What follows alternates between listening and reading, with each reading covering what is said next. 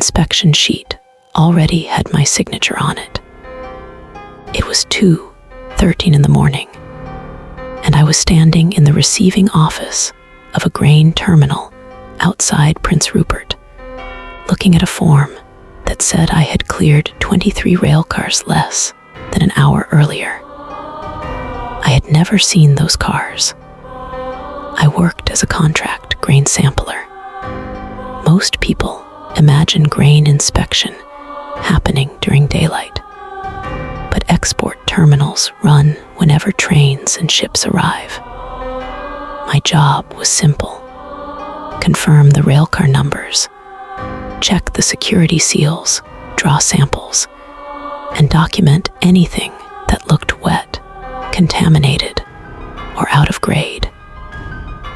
That night, heavy rain had been blowing in from the harbor since supper. The wind kept pushing mist through gaps around the loading bays.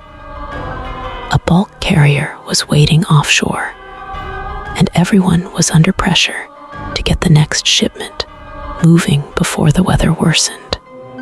The night supervisor, a man named Colin, handed me the inspection sheet without looking up from his computer.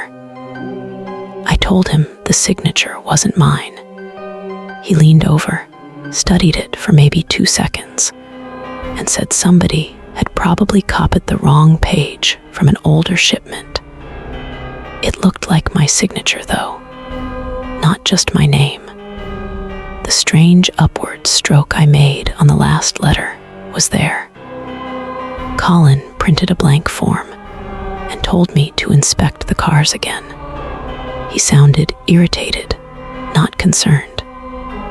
A delayed vessel could cost the terminal a lot of money, and contract workers were expected to solve problems quietly. The rail cars were on track 4, beyond the main storage silos. I drove out in a terminal pickup with a sampling kit, a flashlight, and a handheld radio. The rain was so hard the wipers barely cleared the windshield. Floodlights made the tracks shine like wet wire. The first few cars looked normal. I checked the numbers against the new sheet, climbed the ladders, examined the seals, and took samples through the top hatches. The grain was dry and clean. At car 7, I noticed the seal number didn't match the paperwork. It was only 1 digit off. That happens. Numbers get entered wrong, especially during night shifts. I cut the seal and opened the hatch. The smell wasn't grain. It was sharp and chemical, like hot plastic mixed with diesel exhaust. I aimed my flashlight inside. The top layer looked normal, but there were dark patches beneath it. I used the probe and pulled up kernels coated in a black, oily residue. I radioed Colin and told him the car needed to be isolated. He answered immediately. That car was already cleared. I reminded him that the original clearance was false. There was a pause. Then he told me to close the hatch and return to the office. While I was replacing the seal, I noticed fresh footprints on the roof of the next car. Water was still gathering inside them. Someone had crossed the train minutes earlier. I swept my flashlight along the line. Nothing moved. I called the control room and asked whether maintenance had anyone on track 4. A voice I didn't recognize replied that all maintenance staff were inside because of the weather. Then someone keyed the radio twice without speaking. I climbed down and got into the pickup. The engine turned over, ran for a second, and stopped. The fuel gauge showed half a tank. The battery lights were normal. I tried again. Nothing. Through the rain, I saw headlights appear at the far end of the track. A white service truck moved slowly toward me with no roof beacon and no company markings. I assumed it was security until it stopped about 50 meters away and switched off its lights. I radioed Colin. No answer. The unmarked truck remained still. I locked the pickup doors, although the locks on those vehicles were mostly symbolic. After perhaps a minute, the truck's driver door opened. A man stepped out wearing reflective coveralls and a hard hat. I couldn't see his face. He walked toward the contaminated railcar, not toward me. He climbed the ladder and disappeared over the top. I tried Colin again. This time he answered in a whisper. He asked where I was. I said track 4. He told me to leave immediately. I reminded him the pickup wouldn't start. Before I could explain more, somebody else spoke over the same radio channel. He's still in the truck. The man on the railcar stood up. He looked directly at me. Then he started climbing down. I grabbed the sample bag and got out through the passenger side. There was an emergency pedestrian gate behind the storage silos, maybe 600 meters away. I ran between the tracks, slipping on wet gravel.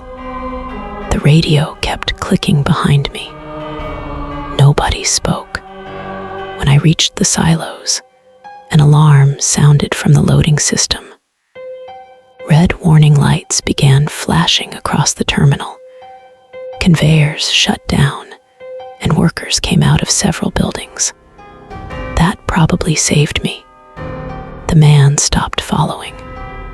By the time terminal security reached track 4, the white truck was gone.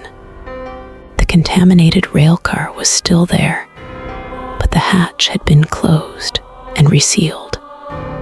The seal number now matched the paperwork. The sample bag I carried tested positive for a petroleum-based industrial lubricant. Enough contamination could have spoiled part of the shipment and damaged equipment during processing. Management called it an accidental transfer from a rail maintenance site. The rail company said the car had never been assigned to track 4. According to their system, it was still sitting in a yard more than 400 kilometers away. The terminal reviewed its cameras, but the ones covering that section had stopped recording shortly before midnight because moisture had entered a network cabinet. Colin resigned 2 weeks later. He never admitted knowing who was on the radio. He only told me that someone had called the control room before my shift and claimed to be me. That person knew my contractor number, my usual arrival time, and exactly how I signed inspection sheets. I kept the copied form. Months later, I noticed something I had missed that night. Beside my forged signature was the identification number of the person who had supposedly witnessed the inspection. It belonged to a federal grain inspector who had died 3 years earlier. The company said old employee numbers sometimes remained in the software. That may be true. What they never explained was why the dead inspector's number had been entered by hand.